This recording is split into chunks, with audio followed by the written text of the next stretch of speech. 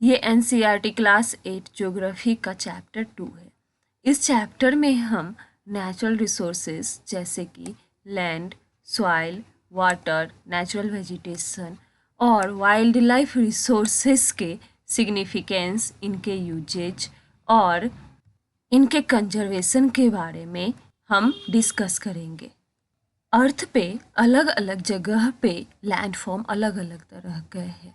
इसको यहाँ पर 2 एग्जाम्पल दिया गया है। इस एग्जाम्पल से समझाया गया है कि तंजानिया जो कि अफ्रीका में है, इसके एक गांव में मैम्बा को पानी भरने के लिए काफ़ी दूर जाना पड़ता है और काफ़ी टाइम लगता है घर वापस आने में। उनके पास जो लैंड है वो रॉकी है, जिसके वजह से जो वो क्रॉप उगाते हैं वो उनके फैमिली का पेट भरने के लिए भी पर्याप्त नहीं होते हैं। जबकि पीटर न्यूजीलैंड के एक शिप रियरिंग रीजन में उनका जो लैंडफॉर्म है वहाँ का प्लेन एरिया है, ग्रासी प्लेन एरिया, यहाँ पर ये रहते हैं। इनके फैमिली वुल प्रोसेसिंग फैक्ट्री चलाते हैं।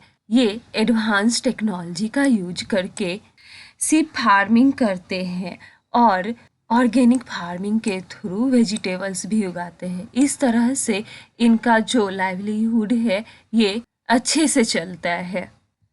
वहीं पर रॉकी लैंड होने की वजह से तंजानिया में जो मैम्बा रहती है उसका और उसके फैमिली का जीवन यापन बहुत ही मुश्किल से हो पाता है। माम्बा और पीटर वर्ल्ड के अलग अलग हिस्सों में रहते हैं और अलग अलग तरह का जीवन जीते हैं। और ये डिफरेंस किस लिए है?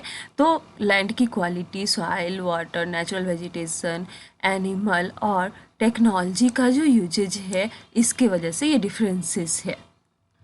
पीटर के पास ये सारे रिसोर्सेस अवेलेबल है, जबकि मैम्बा के पास ये रिसोर्सेस अवेलेबल नहीं है, इसलिए दोनों का जीवन अलग अलग है। सबसे पहले जानते हैं लैंड के बारे में। लैंड जो है वो सबसे ज़्यादा इम्पॉर्टेंट नेचुरल रिसोर्स है।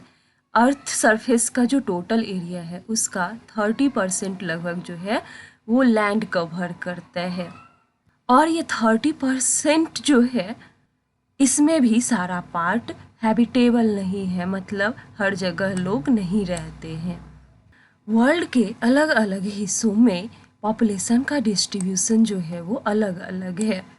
जैसे कि अगर माउंटेनियस एरिया रहता है या फिर वैसा एरिया जहाँ पे पानी जमा होता है या फिर डेजर्ट एरिया, उसके बाद घना जंगल वाला एरिया, इस सब में बहुत कम लोग रहते हैं। जबकि प्लेन और रिवर वैली जो है ये एग्रीकल्चर के लिए सुटेबल लैंड प्रोवाइड करते हैं और इसलिए ये एरिया जो होते हैं प्लेन वाले एरिया, यहाँ पे बहुत घनी आबादी रहती है। ये वर्ल्ड का डेंसली पॉपुलेटेड एरिया होता है। तो पॉपुलेशन का जो डिस्ट्रीब्यूशन है वो लैंड और वहाँ के क्लाइमेट के हिसाब से प्रभावित होता है। अब है लैंड यूज। लैंड को अलग अलग पर्पस के लिए जैसे कि agriculture, forestry, mining, building, houses, roads या फिर इंडस्ट्री को सेटअप करने के लिए किया जाता है। और लैंड का इस तरह से जो यूटिलाइजेशन है इसे लैंड यूज कहा जाता है। लैंड का जो यूज है ये बहुत सारे फिजिकल फैक्टर्स जैसे कि टोपोग्राफी, सॉइल, क्लाइमेट, मिनरल्स और वाटर के अवेलेबिलिटी, इस सब पर डिपेंड करता है। ह्यूमन फैक्टर्स जैसे कि पॉपुलेशन और टेक्नोलॉजी, ये सब भी इम्पॉर्टेंट फैक्टर है जिस पे लैंड यूज डिपेंड करते हैं। क्योंकि जहाँ पे पॉपुलेशन ज़्यादा होगा, फर्टाइल सॉइल होगा, तो वहाँ पे एग्रीकल्चर को प्रायोरिटी दी जाएगी फूड रिक्वायरमेंट को पूरा करने के लिए। हालांकि लैंड यूज का जो पैटर्न है ये समय के साथ लोगों के नीड के हिसाब से चेंज होता रहता है और इसलिए जैसे जैसे ह्यूमन का पॉपुलेशन बढ़ता है वैसे वैसे जो जंगली एरिया होते हैं वहाँ फॉरेस्ट को क्लियर करके वहाँ के लैंड को क्रॉप फील्ड के रूप में, हाउसेस, फैक्ट्री, रोड, इस सब के रूप में उपयोग में लाया जाता है। यहाँ तक कि जो एरिया डेंसली पॉपुलेटेड होता है वहाँ पर हाउसिंग जो होती है वो प्राइम नीड होती है, इसलिए जो ज़मीन पहले फसल उपजाने के लिए यूज किया जाता था उसको रेसिडेंशियल एरिया में कन्वर्ट कर दिया जाता है। और जैसे जैसे टेक्नोलॉजी अवेलेबल होती है उसी हिसाब से लैंड यूज का जो पैटर्न है ये भी चेंज होता है।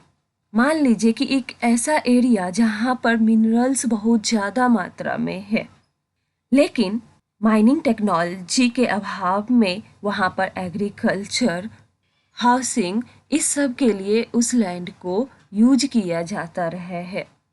लेकिन कल होकर के अगर सुटेबल टेक्नोलॉजी आ जाता है तो उस लैंड को माइनिंग एरिया में कन्वर्ट कर दिया जाएगा।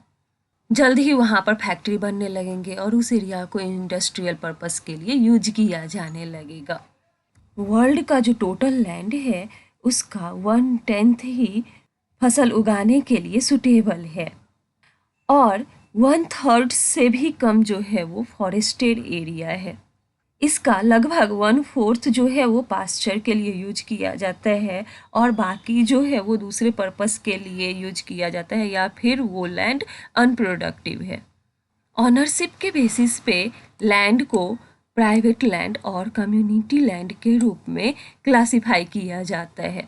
प्राइवेट लैंड जो होते हैं वो किसी इंडिविजुअल मतलब एक व्यक्ति या फिर किसी एक ग्रुप के अंडर में आते हैं, जबकि कम्युनिटी लैंड जो होते हैं उस पर पूरे कम्युनिटी का ऑनरशिप होता है और पूरे कम्युनिटी द्वारा उस लैंड को यूज किया जाता है। कम्युनिटी लैंड को कॉमन प्रॉपर्टी रिसोर्सेज भी कहा जाता है। इसमें फॉरेस्ट, पास्चर, पार्क, रोड ये सारी चीज़ें आती है। पीपल और उनके डिमांड ये लगातार बढ़ते जा रहे हैं, जबकि लैंड जो अवेलेबल है वो लिमिटेड है और अलग अलग जगहों के लैंड की क्वालिटी जो है वो भी अलग अलग है। जो कॉमन लैंड है जैसे कि फॉरेस्ट, पार्क्स, पास्चर्स, इन सब जगहों को लोग कॉमर्शियल एरिया के रूप में यूज करने लगे हैं। वहाँ पर हाउसिंग कॉम्प्लेक्सेस बनाने लगे हैं जो अर्बन एरिया है वहाँ पर, और रूरल एरिया में उस लैंड को एग्रीकल्चर लैंड में यूज किया जाने लगा है। ये एग्रीकल्चर और कंस्ट्रक्शन एक्टिविटीज़ का जो एक्सपेंशन हो रहा है इसके वजह से इन्वायरमेंट को land degradation, landslide, soil erosion, desertification और बहुत सारे खतरों का सामना करना पड़ रहा है। अगर इंडिया में लैंड यूज की बात करें तो इंडिया का जितना भी लैंड है उसका 50% से ऊपर जो है वो एरेबल है, मतलब फसल उगाने के लिए सुटेबल है। 20% से भी ज़्यादा जो लैंड एरिया है वो फॉरेस्टेड एरिया है और लगभग 4% जो है वो पास्चर्स के लिए उपलब्ध है।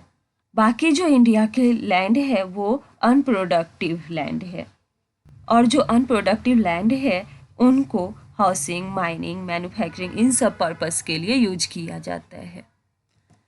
अब जानते हैं लैंड रिसोर्स को कैसे कंजर्व किया जा सकता है।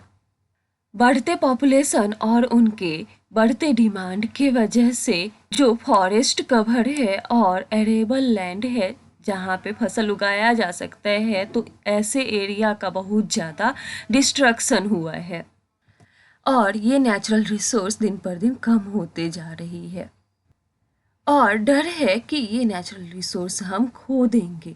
इसलिए लैंड डिग्रेडेशन का जो प्रेजेंट रेट है इस रेट को कम करना ज़रूरी है और ये हम एफॉरेस्टेशन मतलब पेड़ों को लगाकर लैंड रिक्लेमेशन, जिसमें जो लो लाइंग एरिया होता है वहाँ से पानी को हटाकर उस लैंड को ऊंचा बनाया जाता है और इस तरह से नया लैंड क्रिएट किया जाता है।